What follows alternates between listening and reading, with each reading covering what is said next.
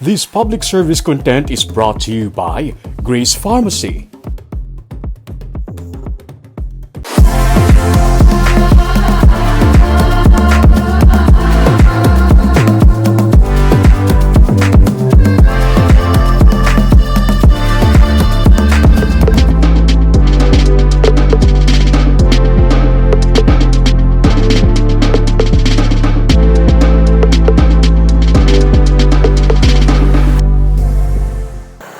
Inspiring ang istorya sing isa ka bumbero nga taga Bacolod nga didto na assign sa Iloilo.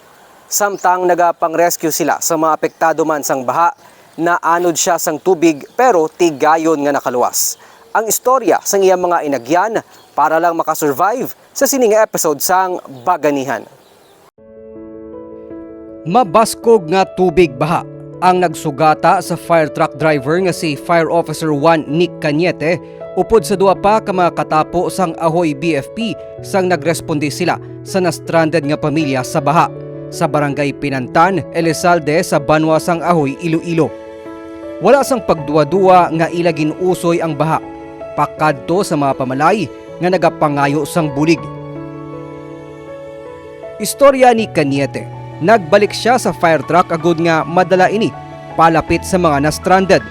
Pero sa iya pagbalik, siyang ginanod sang daludo sang tubig, tubtob nga nakalabot siya sa madalom na nga bahin sang malapad nga talamnan. Tungod sa kakusog sang current, no?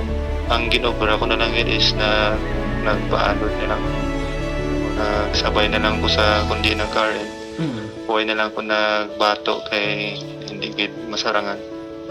So naglangoy na lang ko sabay sa tubig kundi pakadto. Makalapot ko to sa gilid sa may mga puno, itong may mga lubi-lubi, itong may mga lipa nga may mga sanga para makapangapiyot ko dito. Kagamo to, kapoy ito, katugnaw. Medyo, grabe gito akong struggle dito kay yung kakabiringan ako sa tiil. Bisan pa may kakulba, nagpaanod sa baha si Cañete. Hasta nga nakalabot siya sa kalubihan kundiin nakakita siya sang balay nga yaraman sa tubig baha.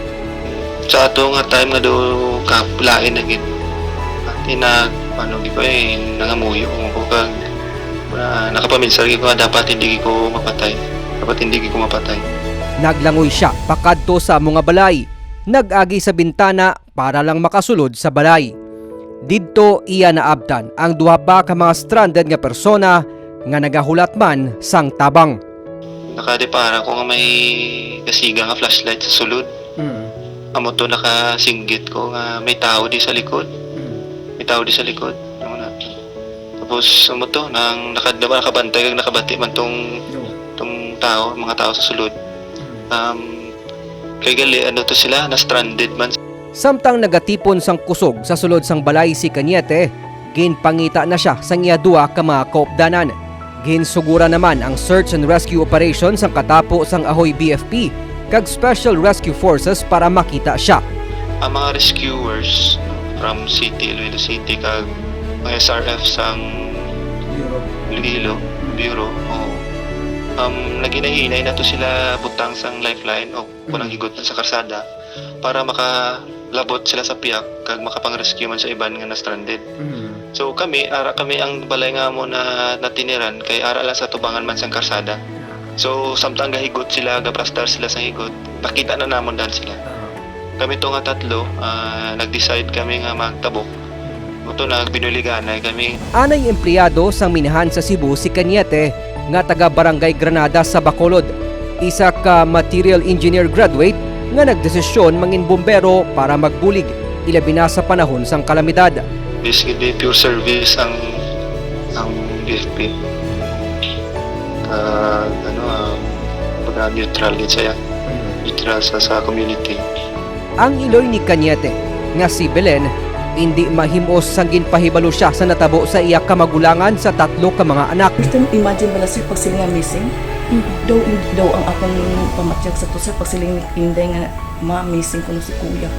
Hugot gidan akong sir, daw naghugot ang akong neck, ang akong diri nga kag dason inang nagdula ako nga kusog. 3 ka oras man nga na missing si Nick. Gani wala untat ang pagpangamuyo sang iya iloy nga makita ang iya anak. Sir, atong nga time nga nagpangamoy pa ko sang pagkabaton ko git sang news. Ano git ko yang inang hindi gali Ginoo subong gid nga segundo. I-rescue mo gid si kuya kung ano iya sitwasyon. Tubtob nga nalabot si Cañete sang iya mga kaupdanan sa BFP. Ang fear nga ginabasyagan ko nga si kuya unconscious kag si kuya kung diin na amo na bala kung diin na si ang bata ko kag kung diin na siya ano nang sitwasyon niya subong. Amo to sir pagsiling bala sir nga ilang buhi siya hindi ko gyapon kontento sir. buhi to daw anak ko pero basi kung ano ang sitwasyon niya. Amo pa to ang nag-ano amo gito sir nga pagsiling nga buhi nag-ano ko daw nag-break out ako sir. Madamo sa mga netizen ang nagdayaw kay Cañete kag sa iban pa niya nga mga kaupdanan sa serbisyo. Pero matapos man sa iya inagyan, nagbalik siya liwat sa pagpang-rescue. May labot nga part niya sa trabaho. Sana mas naging mas naging mapagmatsyag kag mas dapat mas maging ready pagid. Pero may mga lesson learned learning na tunan ginakon kag ang pagserbisyo aragid hindi kapon madula. Muna ang ako nang gidya grateful ako nga buhi ako na anak. Wala ko sa silingan naga-proud. Nga siling bala nga amo na. I know my son. Kabalawgi ko sa bata ko ngayon ang bisan anon mo bulikin siya. Kag kilala ko ang anak ko. Para sa iloy ni Cañete nga isa ka education program supervisor sa siyudad sang Sipalay, adlaw-adlaw niya nga ginapamensar ang sitwasyon sa iya anak nga masobra na sa isa ka tuig nga nagatrabaho sa Iloilo. Bertigid mo travel si Kuya Bas. Mo travel si Kuya Abi Bas or karon sa gabi. Hindi na pwede sa hindi ko Ginoo kung pagpangulay ang mga tanan. Naman ko siya nga, mama, mahalong gig ko. Kamo man halong man kamo. Si FO1 Cañete kag ang katapo sang BFP ang pilalang sa linibo nga mga baganihan pati na mga PNP personnel, Coast Guard, Army, Local Rescue Unit nga nagrisgo sang ila kabuhi para maluwas ang mga yadtong yara sa katalagman tugas ang pagbaha nga dala sang bagyo Agaton. May mga pamilya man sila pero mas ginpili nila ang magserbisyo.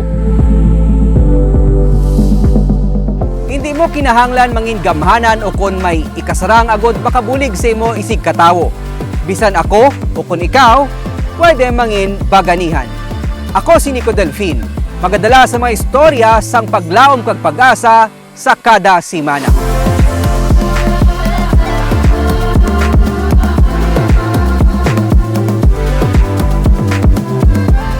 This public service content was brought to you by Grace Pharmacy.